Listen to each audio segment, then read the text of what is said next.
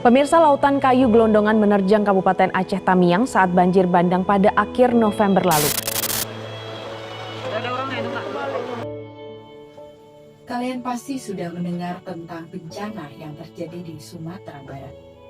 Dilansir dari laman BNPB pada 18 Desember 2025, korban meninggal dunia mencapai 1.068 jiwa, 7.000 orang terluka, dan tercatat sebanyak 190 orang dilaporkan hilang.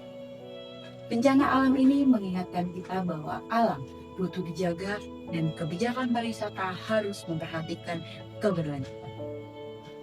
Mari sejenak kita tundukkan kepala dan mengirimkan doa untuk saudara-saudara kita yang ada di sini.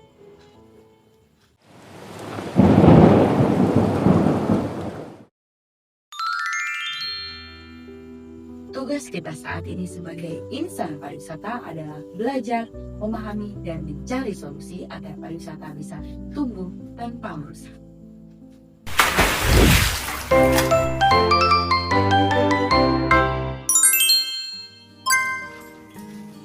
Pariwisata menjadi industri penting bagi Indonesia. Maka dari itu, tujuan pembelajaran kita hari ini adalah memahami dampak industri pariwisata. Yuk, kita kulik!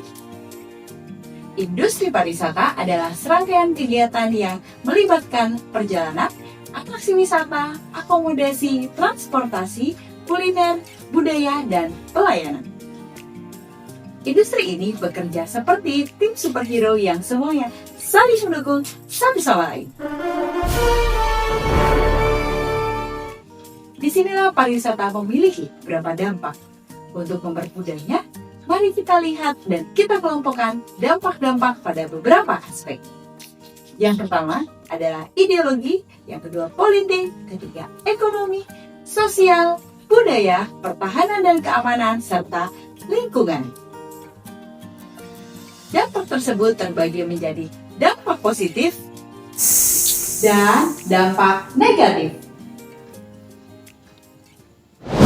Berikut dampak positif. Yang pertama adalah pada aspek ideologi. Pariwisata memperkuat wawasan kebangsaan, serta mampu menumbuhkan semangat cinta tanah air. Aspek politik. Meningkatkan hubungan diplomatik antar negara. Aspek ekonomi. Membuka lapangan kerja, meningkatkan pendapatan daerah dan kesejahteraan masyarakat, serta mendorong tumbuhnya UMKM lokal. Aspek sosial, meningkatkan interaksi antar budaya dan menambah wawasan masyarakat, serta mendorong pembangunan fasilitas umum. Aspek budaya, melestarikan budaya lokal karena digunakan sebagai atraksi wisata, serta meningkatkan kebanggaan masyarakat terhadap identitas budaya. Aspek pertahanan dan keamanan, keamanan daerah diperkuat agar wisatawan merasa aman, serta peningkatan sistem keamanan digital dan fisik di destinasi. Dan yang terakhir, aspek lingkungan. Yang pertama adalah mendorong konservasi alam melalui ekowisata, serta penghasilan wisata digunakan untuk menjaga taman nasional atau hutan lindung.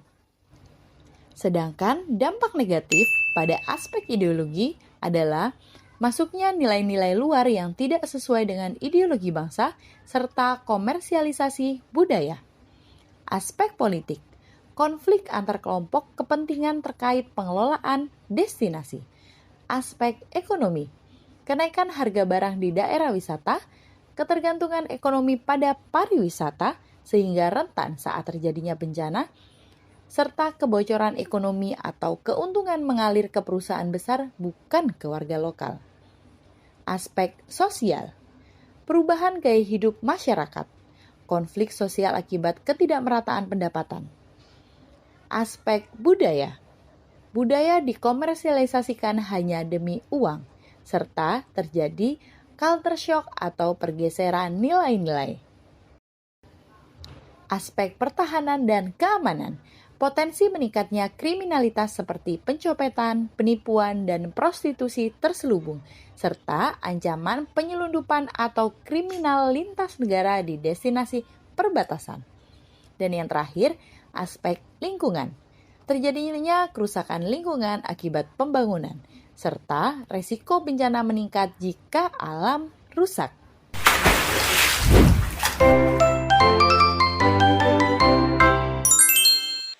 Beberapa isu global terbesar yang memukul pariwisata adalah cuaca ekstrim, kerusakan alam, destinasi alam yang rusak, serta keamanan dan infrastruktur wisata yang rusak. Namun, pariwisata dunia sedang mempercepat pemulihannya. Wisatawan kembali berlibur, destinasi mulai ramai, dan inovasi mulai bermunculan. Oh ya, dunia lagi fokus banget nih pada sustainable tourism dan ecotourism. Lalu, apa itu sustainable tourism dan ecotourism? Sustainable tourism atau dalam bahasa Indonesia disebut pariwisata berkelanjutan adalah bentuk pengembangan pariwisata yang mempertimbangkan dampak ekonomi, sosial, serta lingkungan agar dapat memberikan manfaat jangka panjang tanpa mengorbankan sumber daya alam dan budaya. Dan ekoturism atau disebut dengan ekowisata. Ini adalah bagian khusus dari pariwisata berkelanjutan yang lebih fokus pada alam dengan tujuan melestarikan alam dan meningkatkan kesejahteraan masyarakat setempat tanpa merusak ekosistemnya.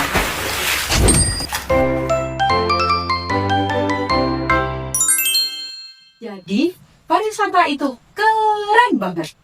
Tapi juga punya tanggung jawab besar. Dampaknya bisa bikin masyarakat sejahtera, alam terlindungi, dan budaya makin dikenal. Tapi, kalau salah kelola bisa berdampak buruk bagi alam dan masyarakat.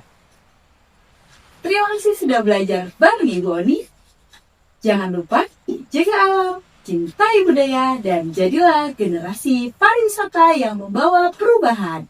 Sampai jumpa lagi. Dadah!